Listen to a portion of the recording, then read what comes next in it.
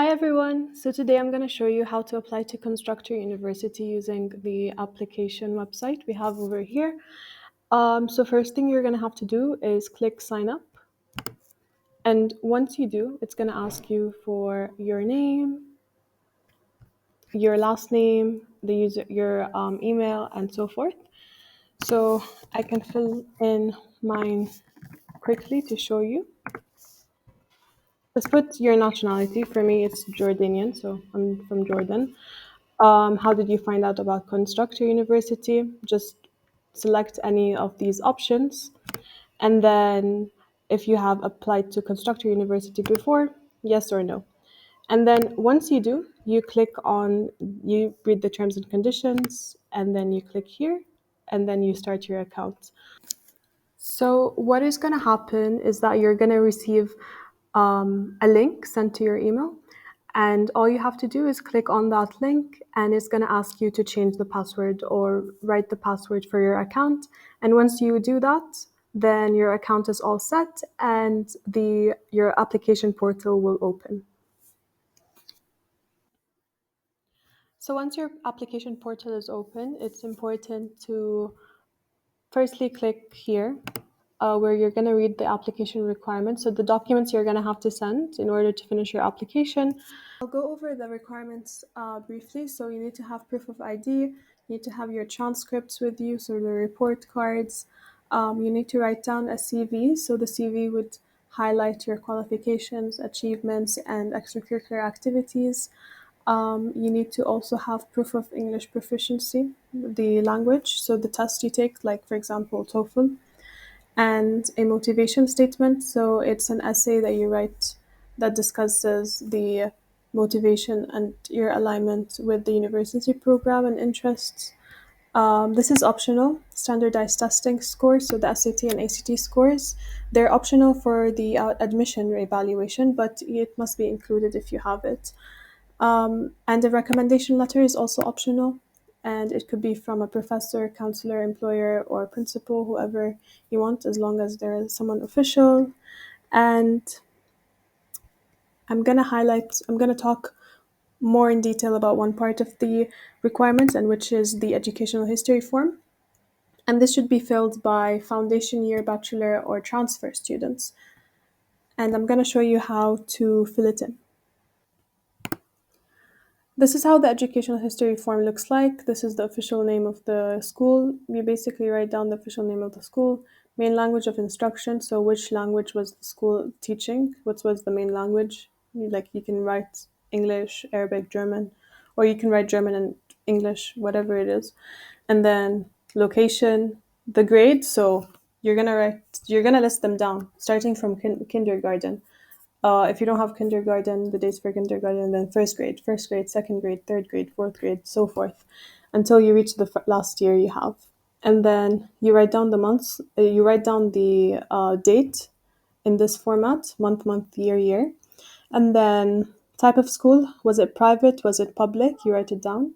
And then the diplomas or certificates you get. Let me show you an example. Over here we have an example. It starts from kindergarten. They write down the name. It was mainly taught in English, so you write down in English, and those were the dates they attended kindergarten. And then it was in a public school. So if we scroll down, some schools they finish at grade 12, some finish at grade 13. It really depends on your school. Let's say you finish at grade 12, and then you finish in a private university, you write that down, and you write down the dates as well. So this is the month and this is the year. And then you write down the diploma you get, what type of diploma, high school diploma you get, you write it down. Let's say after you're a transfer student and you want to transfer to another university or college, you write down the college you're currently in right now, and then the location, and then you write down how many semesters you were in this either college or university, the date you've entered or started, if it's a private or public university, and then what type of degree you're going towards. And if you had a gap year before that, you can mention it. So this is it basically. So once you've read the application requirements, you can start with the application itself. So all you have to do is go back home. So in order to open your application, you can click on this number or this number over here. And then select the term. It's usually the fall term. And then click next. And then click the type of degree. Note that every degree, the application is the same for every degree. So I'm going to choose bachelor. And then what application type? It's usually on campus. We have different options here. And then this is how we're going to start the application with the first part, which is program selection.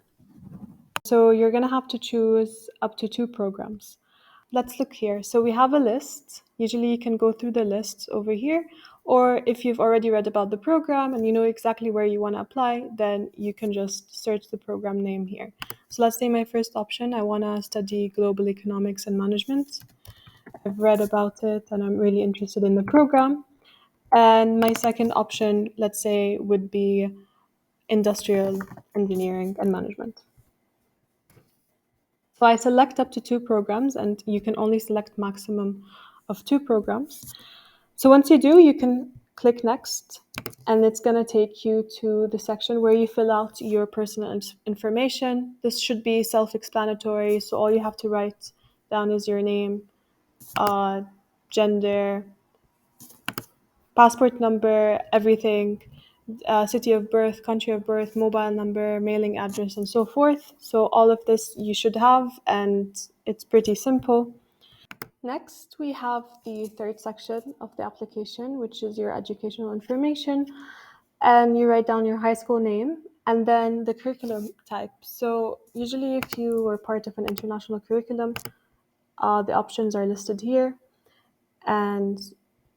But if you were part of a national curriculum, you are going to have to specify exactly the name of the national curriculum you were part of. And in order to do that, you are going to have to click on this link, and it's a database that lists down all the national curriculums depending based on like which country you're from. So let's say Jordan, I click here, and then I see the list of different national curriculums present in the country. And so you click on the curriculum you were part of and you resonate with. And so let's say it's this one. All you're going to have to do, so let's say it's this one, all you're going to have to do is copy and paste the name of the curriculum into the application here.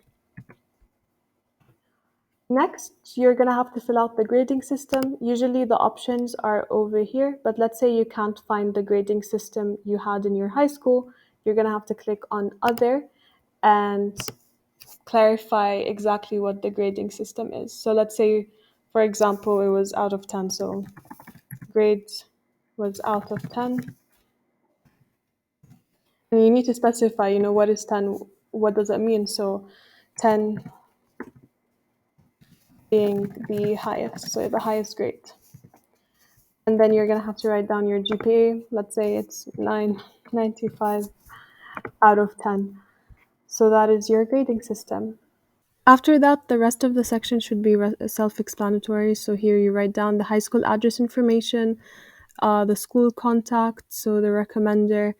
And then if you scroll up, you should state whether you've graduated high school or not, and when is your graduation date.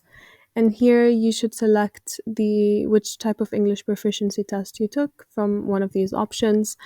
And then over here, if you've taken the SAT or ACT, you can just click on yes. But if you haven't, you will click on no, and you're gonna see this message.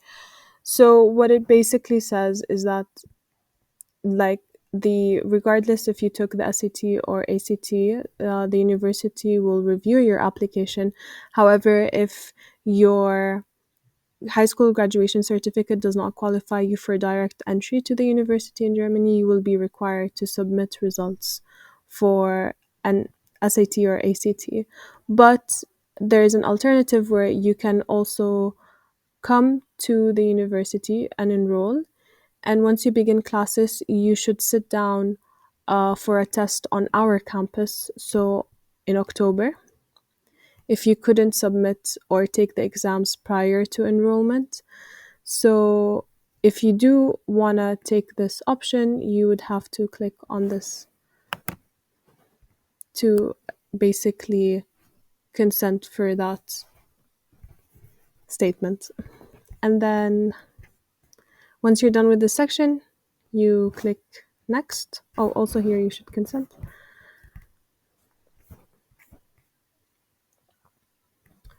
Here, do you have a student visa or residence permit for Germany? Yes or no? If no, it also wouldn't impact the application, but it would be good for the recruiters to know so they can send you an email about the visa requirements and the entire process. And then which country do you plan to apply for the German visa? It's usually your hometown. So once you fill that out, you click next.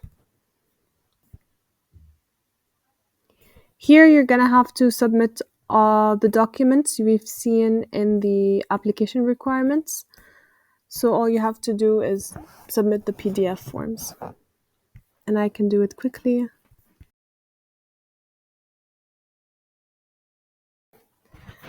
So once you upload all the documents, all the requirements, you click over here and then you click next. So in the last section, you will have the opportunity to review your application, make sure everything is filled out the way you want it to be and all information is correct. And then once everything is settled, all you have to do is click submit over here. And now your application is submitted this way. I hope this video helped out. Make it clear and simple, and we wish you the best of luck.